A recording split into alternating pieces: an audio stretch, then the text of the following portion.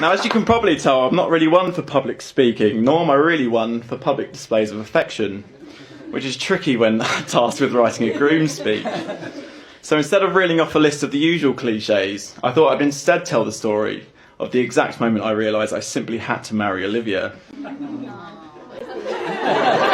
Are you ready?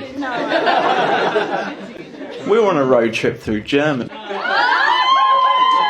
we're about halfway through our journey. It was a gorgeous summer's day, and we had no plans, so decided to just venture out in the car, meander through the Black Forest, and see where we ended up.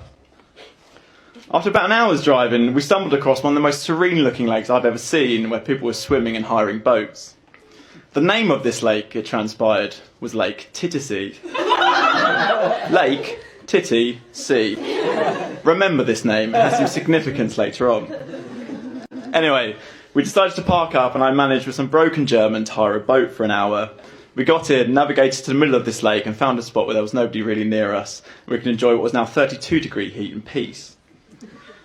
Now, as we hadn't planned this, we had not packed swimming costumes. But with the rising heat and the distance we were away from people, there was only really one option. And after about 10 seconds of persuading, Olivia thought it best to completely strip off and dive straight in.